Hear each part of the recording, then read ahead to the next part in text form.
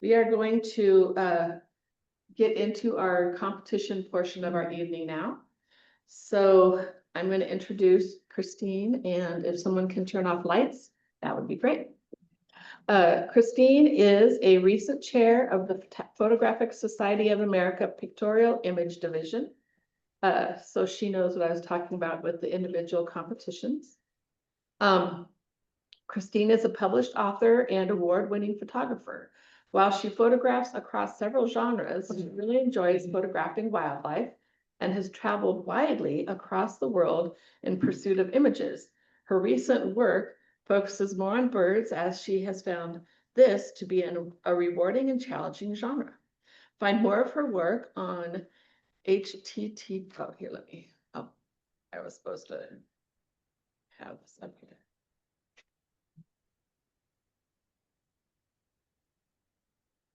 There we go. There we go. Look at that. You can find more of her work on, oh, I need to share the screen. Hang on. If I don't share the screen, nobody will be able to see anything. We already sent her which pictures to give blue ribbons to. She doesn't see anything. Right? Okay. I'm focusing, so just.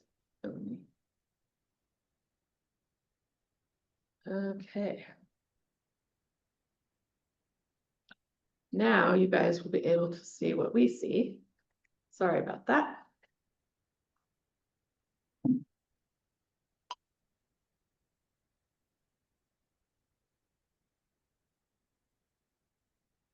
Okay. I think we're all set for the moment. So you can find more of her work on 500 Pics at CC Pence. Using social media to document travels in general, she and her colleague Sandy Zelasco, who we also know, set up a public blog, chicksonagrousetrip.blogspot, to keep track of their observations as they become more active in preserving native habitats for wildlife, and particularly grouse. So that's fun. Thank you, Christine, for being here this evening. I am going to switch over. I'm going to read the nature definition. And so everyone knows, and we're all on the same page, what we're looking for. So the nature class is reality-based. So that means, later on, that we had a very long definition. I didn't put it all on here, but it should have helped you decide which of your images work best for this class. In short, the nature story is the most important part of a nature picture. It should have a strong nature story. No man-made objects, unless, and this was more defined in our full definition, but unless the animals have like built a nest in a barn, or things like that, where they have adapted to the man-made world. And in that case, you're allowed to, but you just can't have random man-made objects in your pictures. No cloning or replacing backgrounds, realistic editing, 3 to 4 pixel white gray border only, and that's optional, and no flowers except as backgrounds for insects, birds, animals as a subject. So that's like a basic overview. The actual definition was much longer and more detailed. But this gives you a good idea of what Christine will be looking for as she goes through the pictures. Okay, so Christine, I'm going to bring up novice first and go through them, and then you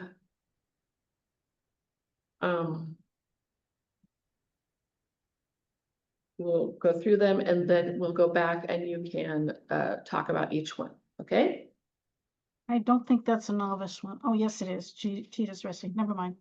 Sorry. They're in a different order on my. Oh, well, hang on. Maybe I don't know. The first one I have is the Fiji shark.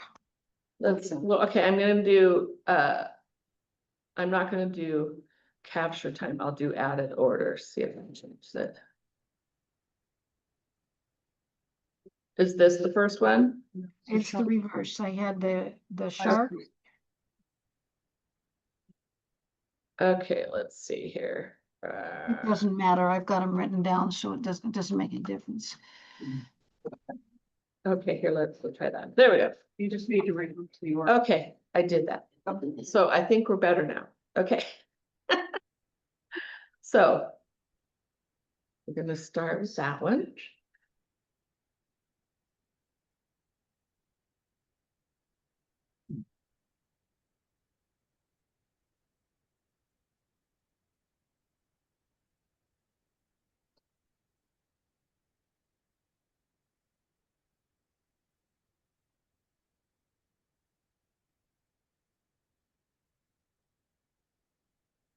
Okay. So, okay, so go ahead.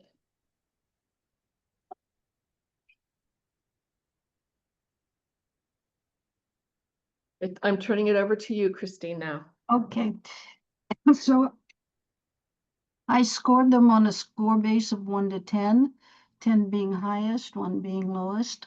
Nobody got a 1. And then I chose the top 3 and then 1 HM for each of the groups that had enough to have that many. So this particular one, I said before I even got going, I said, yikes, good thing he's behind glass. Very nice presentation of this shark coming right at you, and if we were in Jaws, we'd be hiding. So it's a good message. Things that we need to think about in looking at this is that there's quite a bit of distortion looking through the glass and chromatic aberration. It could be that the maker wasn't using that rubber filter that you can add onto the front of your camera, and then you can put your camera right up against the wall of the aquarium. I don't know. It also didn't, it looked like they weren't using a high enough resolution to really get this picture clear. So those would be things I would consider the next time you do this. And I gave it a 4.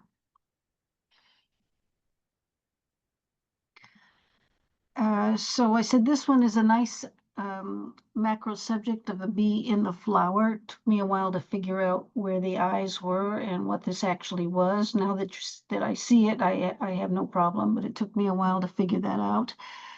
It was over sharpened and over denoised.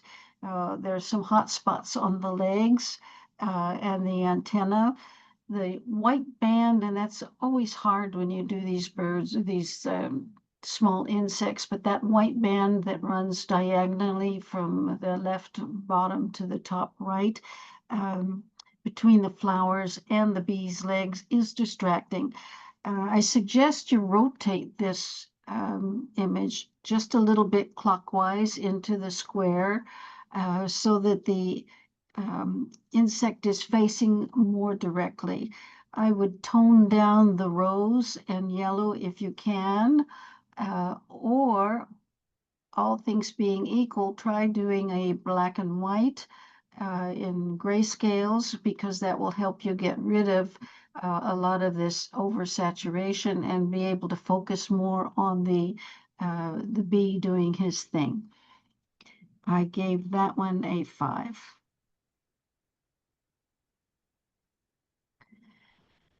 So this was an interesting perspective on this elephant rock. We see it lots of times, and so to get a slightly different take on it was good, and to have the Milky Way in the background, very, very interesting. There was too much light, however, on the elephant.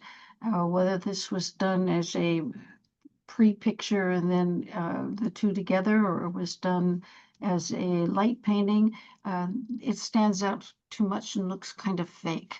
The Milky Way is lost and it ends up confounding the message.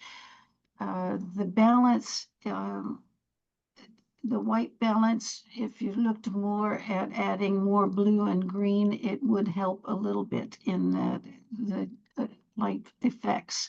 The background rocks are kind of lost into a blob, so it needs a little more light balance. And that one I gave a 6.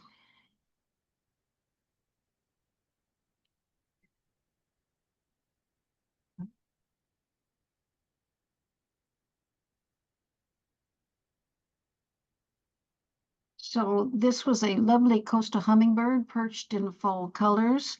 Um, It is not doing much other than sitting there, so it's a classic bird on the stick with not much message.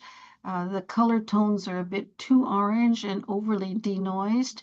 You need to see more of what the bird and the stick might be doing other than just sitting there. You can't actually see where the bird is on the bottom, so there's probably leaning through a bush to try and get him. There's not quite enough light underneath the beak on that part of his, what do we call this? Whatever this is underneath him. So I would use the dodge tool to lighten that up a bit. Move around when you're trying to get a bird shot for competition. There's a difference between getting one for your personal collection and one that you're looking for competition. And I would say in this one, okay for a collection, but not necessarily for a competition. So I gave this one a 4.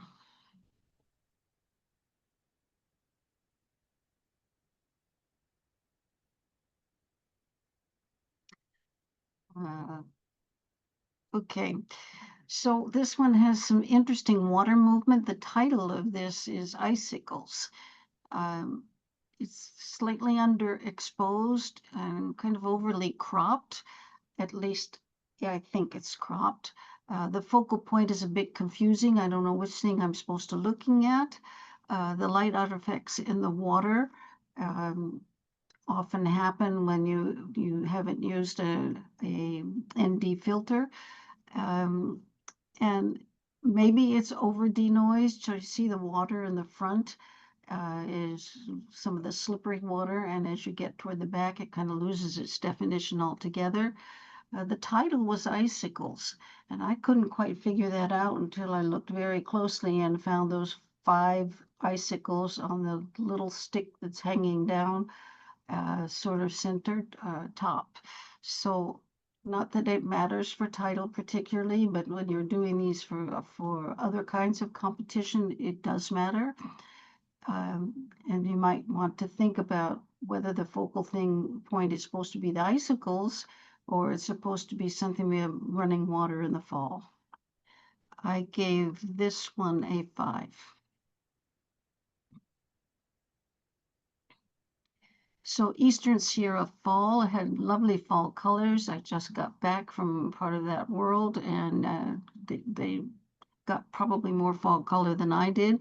It's a good perspective and point of view. I like the choice of depth of field. I would suggest lightening up the 2 trees in the middle, the 2 tall pines. I assume they're Jeffreys. Dodge and burn a bit the foreground so those colors pop a little bit more. Can't tell what's been done with the sky, but it's possible when you look to the left of that to the left of the large left pine tree, the light on that rock doesn't seem natural to me. So it's possible that the sky was altered a bit to lighten it up, and that affected the mountain. So I gave that one an 8.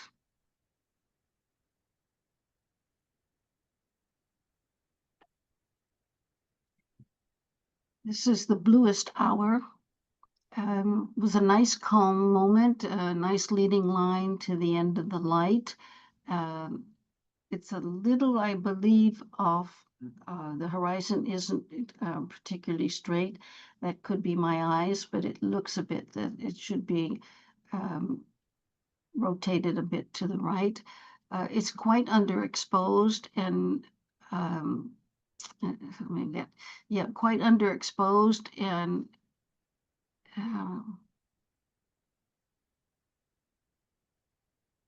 And so, yeah, and in the sky, you can't see too well on what you're displaying, but they're contrast artifacts in the sky.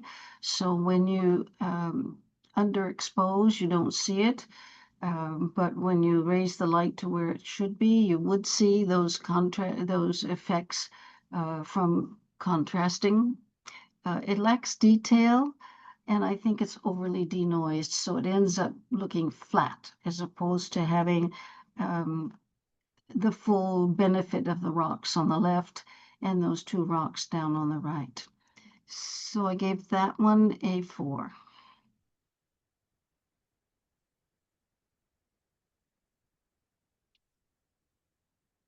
This was a fun image with a pile of hippos snoozing. And if you've ever wandered around and seen hippos snoozing, it's always exciting to see them, and you just hope they stay that way and don't come after you. I would suggest for this particular picture, it's probably in full light daylight because that's often when you get out on the boats to see them. I would crop this seriously if you had enough pixels to do so. And I would concentrate only on the right-hand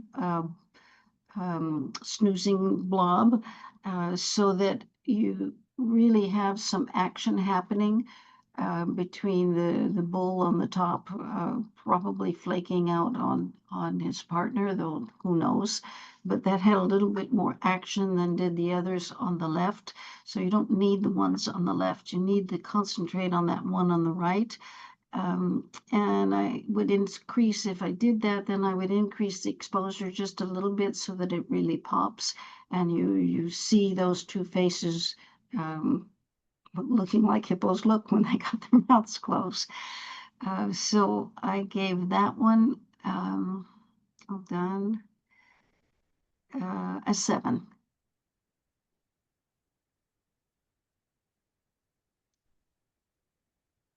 This was a lovely choice of an image of the cheetah carpet at midday. Look at them all flat and lying down and looking like they need another meal and could fill themselves out. It's good depth of field. The point of view is a little bit too high, but I suppose you are in a safari truck and you don't have a whole lot of choice unless you can lean over and have one of the latest and greatest abilities to hold that camera down lower on the side of the safari truck.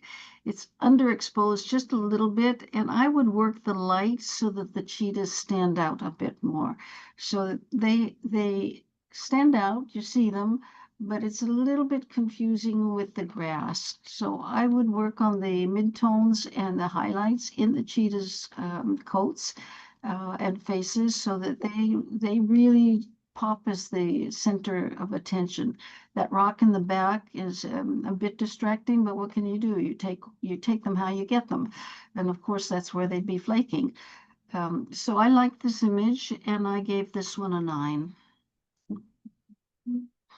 Okay, so we're gonna go back here and I'm gonna, oh.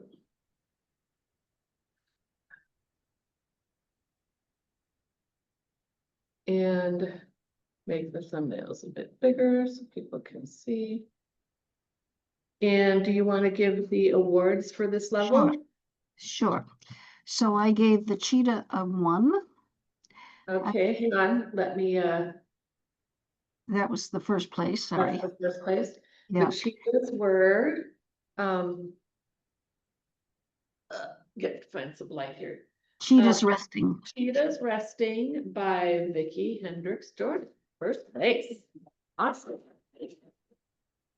I didn't have names, so I couldn't have Yes. any Oh, no, yes. ability You're to not have. supposed to have names. I am not biased at all. Okay, so Yes. the second one, I gave second place to the Eastern Sierra Fall. Okay, and that one is Eastern Sierra Fall by Dave Aubin. Congratulations, Dave. And I gave third place to the Hippos.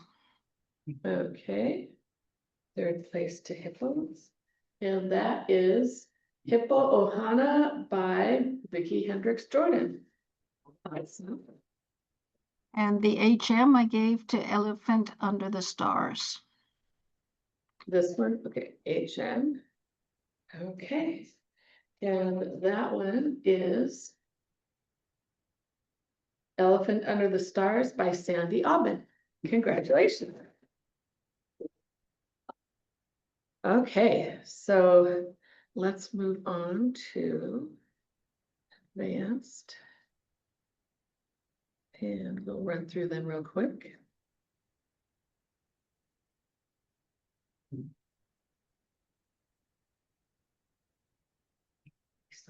Okay. And here we go. Go ahead. So this was titled Slapping the Bee. Said it was a good capture and message and a nice concept of the hummingbird with the bee. It was a bit overprocessed. The denoise has removed the details. The background is not particularly realistic in terms of the color and too smooth. The stroke at 8 pixels, at least it looks like 8 pixels to me, is too large. And honestly, it adds no value at all to this image. If you insisted on a stroke, a very, very light gray one, and much, much smaller. But I don't think you need a stroke here. I think the image is enough by itself. And I gave that one. Well, I actually didn't bother with the scores because we only have 3. So Okay. yeah, on to the next. So this one is called Feathery Snack. It's a nice eagle composition and capture with a good message. It's a bit over processed on the head, over sharpened. The head colors are too vibrant and not particularly natural. You'll see around the eye and just between the eye and the beak, all of that is so sharp that it doesn't look like the eagle looks. There again, the stroke at 8 pixels is too large and it adds absolutely no value to the picture. It could use a little bit more space on both sides of the image so that you're not just cramped on top of the bird. Next one. And this one, the Interested Moose, great capture of a moose in a woodsy environment. Once again, that stroke is, I think, 7 pixels, and it adds no value to the image. I wouldn't even bother putting one. The colors of the woods and the leaves detract from the moose. Consider cropping to the moose as more of a portrait. Black and white also is interesting as well, even on the full image is presented. So you could either do the black and white on the crop or do it on the full image. You see, when you do the crop, you will eliminate a lot of those brushes that are in the forefront that are not in focus. There's good and bad in that. Being not in focus draws your eye into the moose, but being not in focus is a bit distracting. So pick and choose. Personally, I think I would go for the portrait and I would consider the black and white. Okay.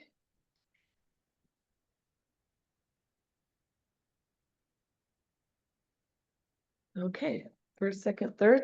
The first was the Interested Moose. The Interested Moose by Suzanne Leroy. Woo! The second was the Feathery Snack. Okay.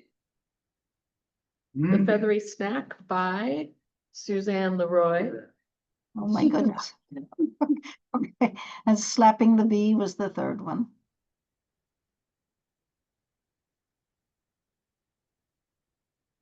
Okay. And third place, Slapping the Bee by Suzanne Leroy. She swept it. Just so you guys know, I forgot to bring the ribbons tonight. So we will give them out next week. I'll bring them, and if you're here, you can pick up your ribbon sorry about that. Okay, awesome. Moving on to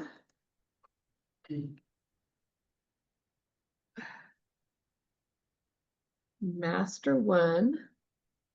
Let's get these thumbnails back down here. Okay. And I'm gonna try and reorder these because It doesn't matter for me, I have them all. is this more of the right order? I No. started with shorebird eating. Okay. There and then, nope. I don't know why they're so mixed up. Yeah, I just took them from the order and the way you sent them to me. Yeah. Well, and that's how they should be, so I don't understand. Oh, here, let's do by found it. Is that That's- better? That looks better. Okay, there we go.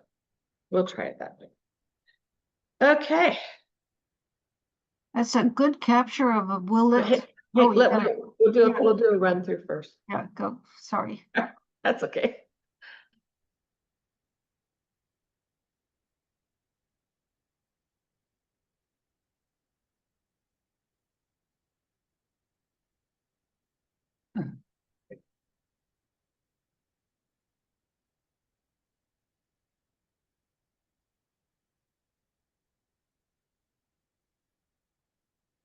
Okay.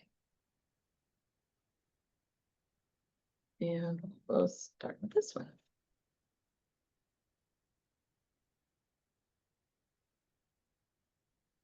Okay, sorry. That's okay. Always interesting when you see them again by somebody else. So this one I said was a good capture of a willet capturing a clam. I don't know whether he's going to snap it with his beak, probably. It must be not too hard. Otherwise, they would be snapping it in the ground in the water and picking it up, but very nicely captured. Lovely tones between the sky and the water and the bird itself. Do watch out when you're doing editing for the halo effect when you're sharpening and denoising, and especially see this around the beak area where there appears to be haloing down toward the bottom area of the beak. There's not much you can do about that spot to the left, the water spot that's probably captured the light. And in PSA rules, you're stuck. You can't take it out. If you could take it out, I would. The only other thing you could do on this one is maybe crop it a little bit from the bottom so that you lose those white spots that are hot spots. And I gave that one a 9.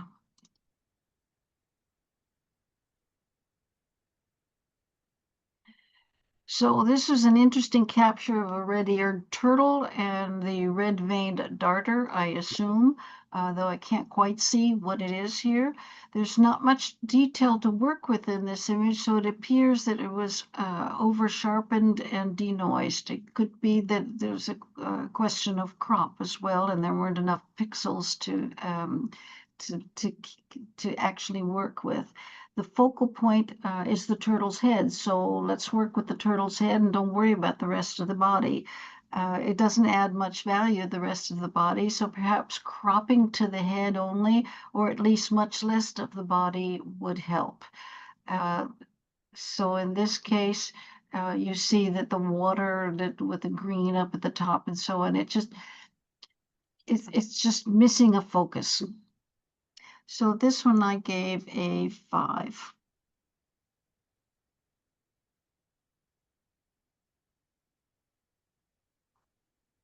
A nice tender moment of the white-tailed doe feeding the fawn. We often see these kind of images when we're out and about in the spring and early summer. So nice to see it captured. It's too much of a detailed crop, so it must have been very quite far away from the author. what's happened is that the detail is lost by having that need to do that much of a crop. Maybe you didn't need to do that much of a crop and you could have added more of the environmental aspect.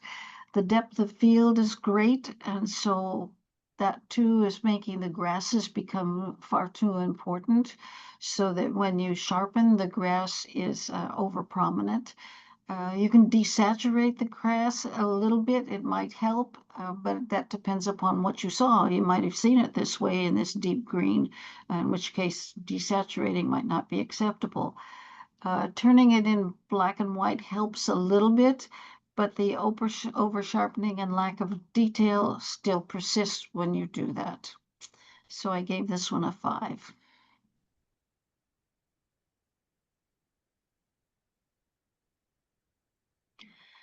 Boy, you had to be good with your camera to capture this eclipse, and just at the right moment when the corona was just beginning to be covered all around, and you could see the sunspots shooting out from behind the moon. Very nicely done. Consider more of a gray tone for the stroke. Once again, I don't know that the stroke really adds any value, and you can see the stroke kind of falls off on the bottom. So it's not consistent all the way around.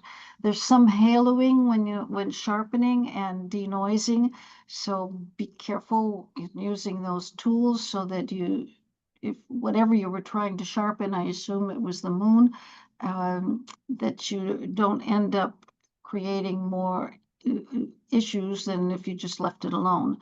And the denoising, same story. You end up losing the detail that maybe you needed for this close-up choice of the eclipse.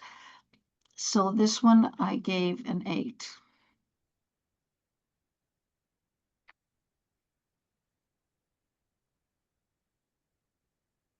Don't you love these meerkats? They always have this expression of who me, who me. So it was a good meerkat portrait position that we don't often see them sitting like this. They're usually standing up, either looking at us or running away from us. But this was kind of fun to see a different perspective and see all his private parts. Let's see, okay, it's a bit over sharpened and it's inconsistent in the denoise. So you'll see in denoise and blurring. So you'll see in the background, sort of top left, uh, that's been left alone, and yet the rest of it has been blurred. So something happened that it didn't get finished. It's a bit oversaturated. Yes, these are sort of the colors of meerkat and the rock. But it's shining out too much so that you kind of lose track of the meerkat itself. The eyes were nicely worked, but the oversaturation has kind of created a falseness in the nose and in the mouth. And I gave this one a 6.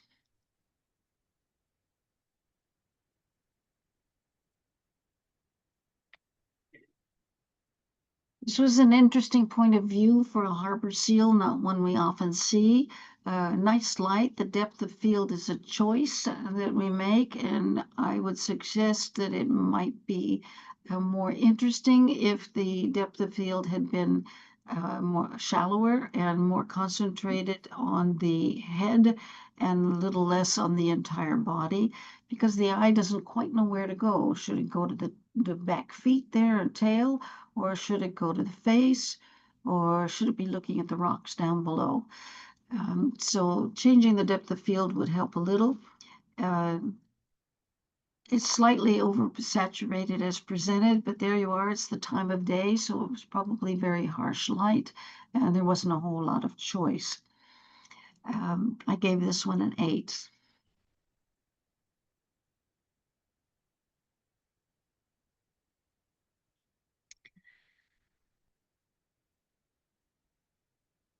So it's a nice choice for a point of view. Unfortunately, the image probably doesn't have enough pixels to work with. It's oversaturated, it's overcropped, and so there's no detail, and I'm not really sure what I'm looking at. The title told me that it was a pollen muzzled bee head on, so I knew that I was looking at a bee, but if nobody told me, I had a hard time trying to figure that one out. So I think it needs a little bit more work, and I gave that one a 4.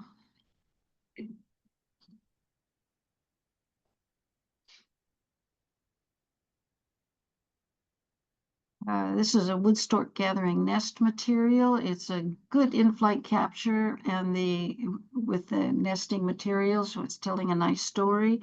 It's a bit underexposed. Watch out when you're changing the light that areas are consistent. If you look at the end of the beak where it comes very close to the branch, lower branch, and into the leaves of that lower branch, you'll see there's a distortion of light, so that doesn't quite fit the sky around the rest of the picture. Um, it's probably a large crop to get this particular image, so detail is lost.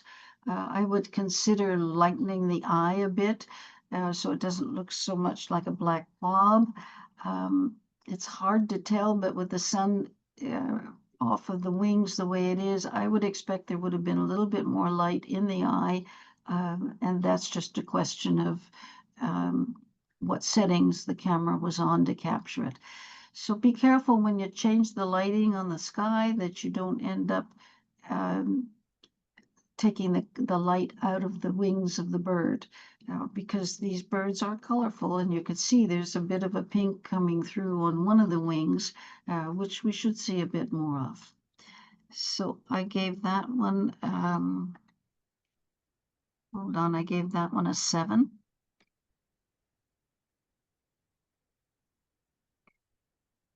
This last one is Moon over Snow, Joshua. Well, it was a thoughtful capture of this magnificent specimen in the snow. The moon is not significant. In fact, I almost couldn't find it.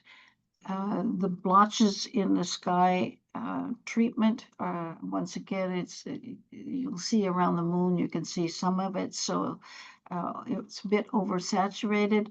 The time of day is very harsh light, so that's kind of hard to work with. But you know, when you have harsh light like this, these are often examples of time to try the black and white. There's probably a little too much activity going on in this for black and white, but it's worth trying. But it's a nice landscape picture, and what a nice tree. So this too, I gave a 7. Okay, so I'm gonna go back here and just make these bigger. Okay, awards. First place was to the shorebird, the first one, the willet. Okay, and that one is Shorebird Eating by David Wilkins. Congratulations, David. Oh, let me put up. So many things to remember. Normally Paul does this. Okay, second. Second, I gave to the eclipse of the sun. Okay. And Eclipse of the Sun by David Wilkins. oh my goodness, that's not fair. We need to spread it out. All right, let's see if I did for third. So third, I gave to the harbor seal. Okay. Third, Harbor Seal, Fred Lawton, Stretching Out. Congratulations. And I gave 2 HMs, one to the stork. Okay. The stork is Wood Stork Gathering Nest Material, David Wilkins. And the other one was to the moon over the snow of the Joshua. Okay. And Moon Over Snow Joshua is Scott Shackelford. Okay. And now Master 2.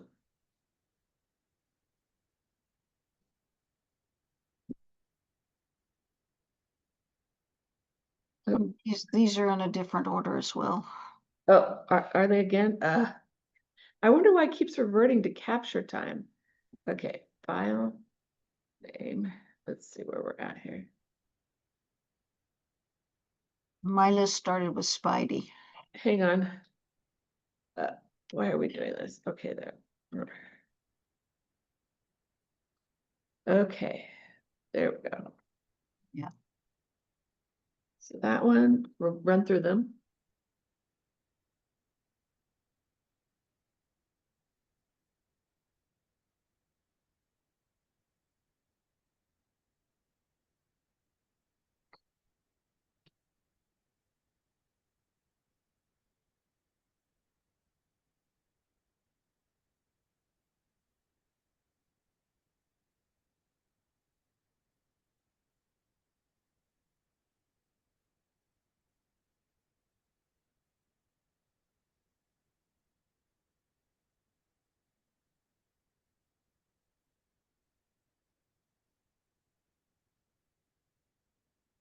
Okay, let's go back. This one. Okay, I said, oh, an orb weaver, I think, with an interesting capture of him and his web. So different than just having only the spider. I suggest it's a little too blown out and would be better with darker tones on the spider. You can see the light is off to the left, but I don't think it needs to be quite that light. I think we end up losing the detail when it's that light. So if it's a bit darker on that left-hand side, removing some of that some of the light that either's been added or was there or it's behind a bush, I can't tell you. But if you just increase a little bit of those mid-tones to make it a little bit darker, it stands out much better. I gave that one a 7. okay.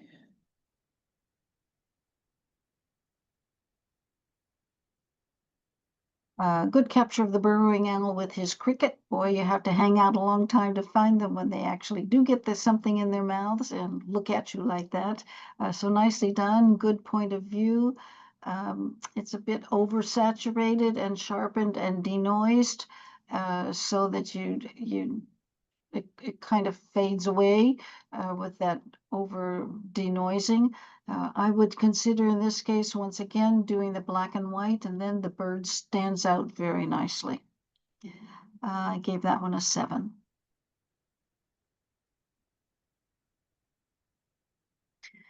Bear catching his breakfast. It's a good capture of the black bear and the fish and the overall environment.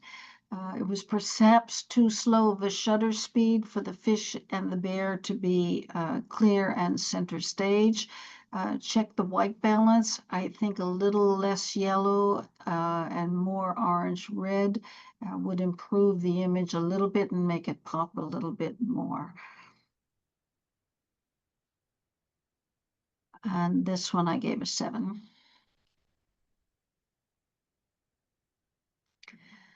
Bernie Falls, interesting point of view of these falls in midday, and look at it even has a rainbow down at the bottom. The stroke adds nothing, so I would leave it off. A wider panorama would give a better perspective of the vastness of these falls, but that's again a choice of the author. Once again, the slippery, silky water is a personal choice as well. You often see this done this way. Not my choice particularly. Sometimes I just want to see the movement of the individual water droplets through the falls. Try black and white to give it a more dramatic treatment of the Central Falls without the distraction of the green. So again, because it's probably high noon here, it's hard to tell if that green is really the green we saw or it's been oversaturated. So the black and white would eliminate that entirely and creates an interesting picture focusing really just on the falls. So I gave that one a 7. Cattle egret dispute, a good capture of these cattle egrets in breeding colors and doing what they do. You don't often see this kind of action, so that was an interesting choice.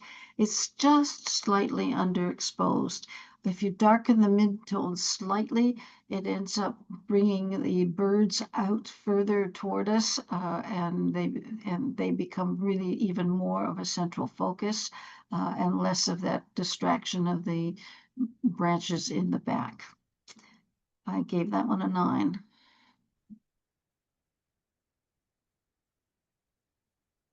It's an interesting story. It's called Salmon Feast. It's an interesting story of an immature bald eagle with sand covering the fish.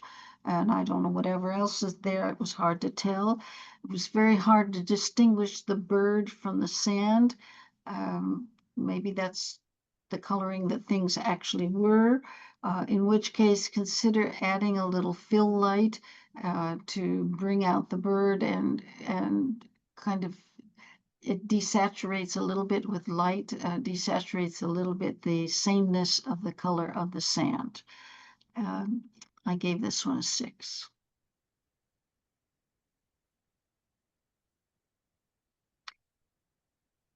Fish for lunch. It's a good capture of a pied-billed grebe and fish.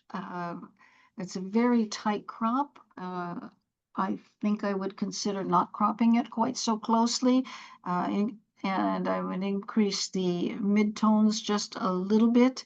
You don't need to see um, this grebe so close. A little more space all the way around him would lessen the impact of this strong light on his face and on the fish, also on the water. So give us a few more of those circles that the water is around this grebe. It would be more interesting. I gave this one a 7.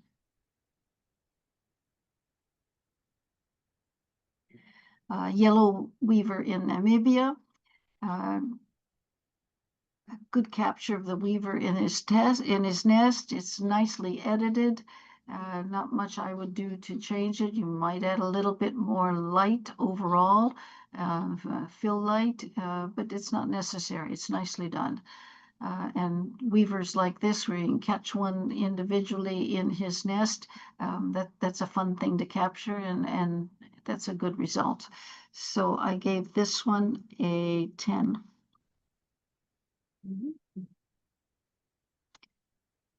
This is called Swallowtail on Buttonbush. I think it's a skipper and not a swallow-tailed butterfly, but I'm not sure about that. It's a nice point of view, very nicely done with the editing. Only thing you might consider, and I'm not sure there's much you can do about it, that red band that's on the stem of the flower is just only a slightly bit distracting, but on the other hand, it adds character to the picture. So very nicely done and nicely edited. I gave this one a 10.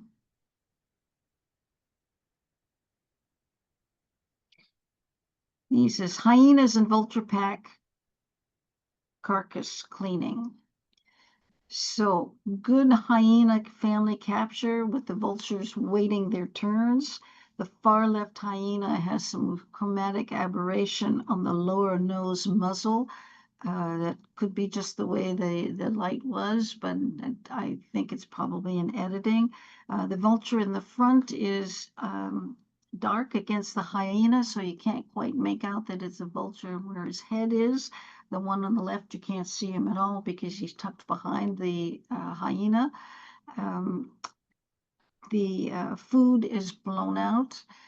There are a couple of things you could do with this. I'm not sure it's necessarily an improvement, but you could turn this, crop out some of the bodies on the left so that you just have the heads, the two heads on the left and the one head in the middle, so that you're focusing more on the heads of these animals and the carcass that they're eating. It looks like it might be some kind of antelope.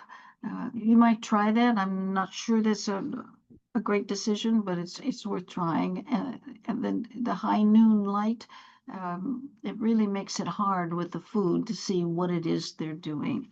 But nicely done. That was a 7.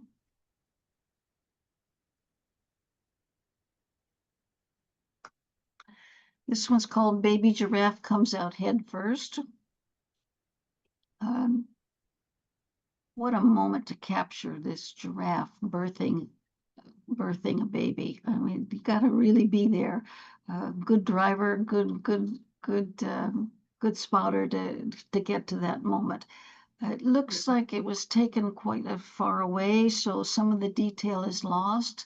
That makes it more of a documentary picture than it does a competition picture because that detail is lost.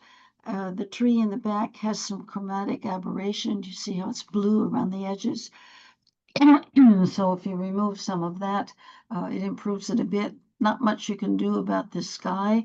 When you have a nothing sky, you have a nothing sky. You can crop it a little bit more so that the sky is less prominent. But basically, you're kind of stuck with what you got. But very interesting capture. I gave this one a 7.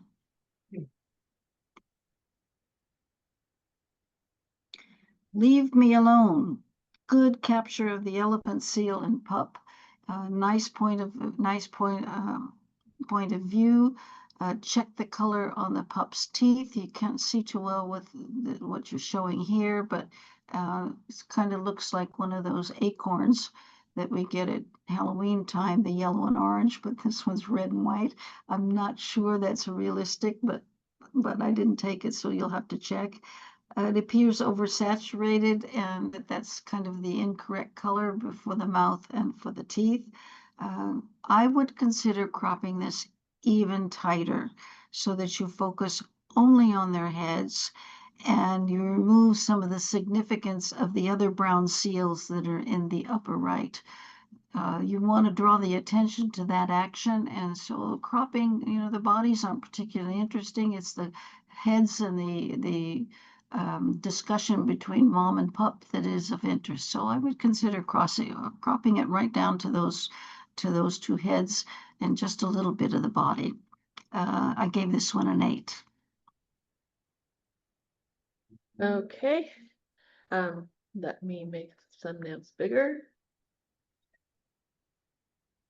Okay. Awards. This was harder to judge, but isn't that the way it is when you get to the advanced people? Yeah. So eeny, meeny, miny, mo. I gave the Yellow Weaver the first place. Okay, so that one is Yellow Weaver in Namibia, Christine Wilkins. Congratulations. Very nice picture. I gave the second place, but they're actually tied, but okay. I gave the second place to Oops. the, not that one, to the, let's see, hold on, the swallowtail on Buttonbush. Okay. Second place. Swallowtail on Buttonbush, Christine Wilkins.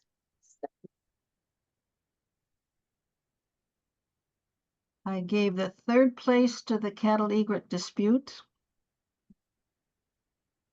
This one, third. Cattle egret dispute by Christine Wilkins. Woo! Oh, not fair. Not fair. Okay. Oh no, she had good pictures, so there you go. There we go. And I gave the HM to Leave Me Alone. That's the pups. Okay. Leave Me Alone is Kathy Newman.